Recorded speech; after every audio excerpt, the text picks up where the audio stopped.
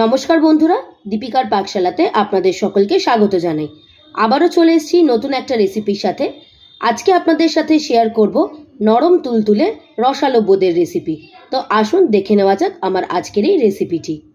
নরম তুলতুলে রসালো বোঁদে বানানোর জন্য আমি এখানে নিয়েছি এক বাটি বেসন। বেসনটাকে প্রথমেই একটা ছাঁকনির সাহায্যে ছেঁকে নেব।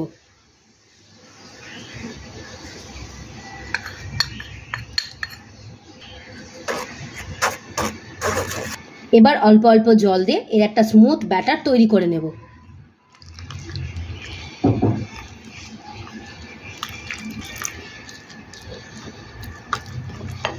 বেসনটা খুব ভালো মতো ফাটানো হয়ে গেছে।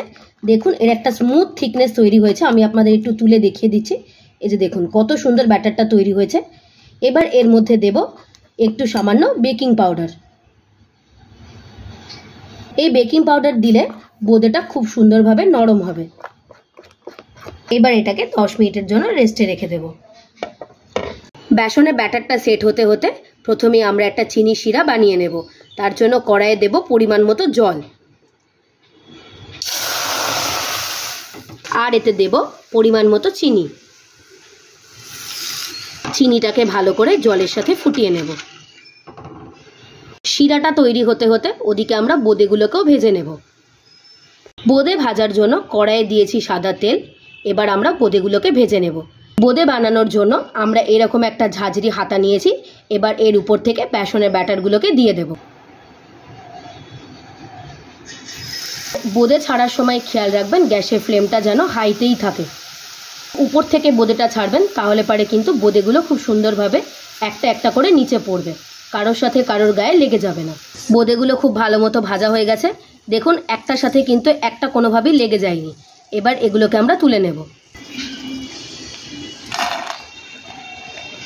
দেখুন কত সুন্দর গোল গোল হয়েছে আর কি সুন্দর ক্রিস্পি হয়েছে।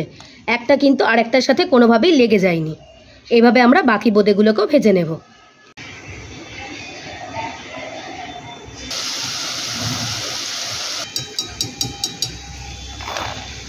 সমস্ত বোঁদে আমাদের খুব ভালো মতো ভাজা হয়ে গেছে।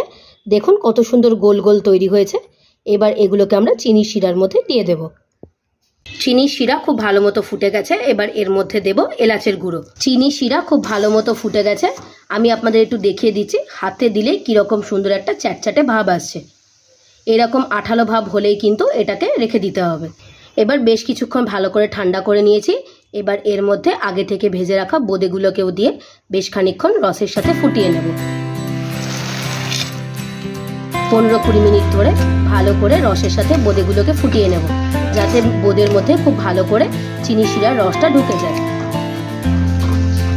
বেশ কিছুক্ষণ ভালো করে ফুটিয়ে নিয়েছিলাম। দেখুন বোঁদেটার মধ্যে কত সুন্দর রস ঢুকে গিয়েছে। এবার এটাকে আমরা তুলে নেব।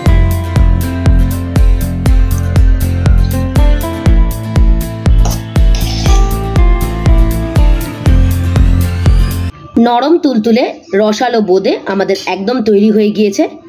আমি যেভাবে রেসিপিটা বানালাম আপনারাও বাড়িতে একবার এইভাবে বানিয়ে দেখবেন, আর আমাকে কমেন্ট করে জানাবেন রেসিপিটি বানিয়ে এবং খেয়ে আপনাদের কেমন লাগলো। রেসিপিটি যদি ভালো লেগে থাকে অবশ্যই একটা লাইক করে দেবেন।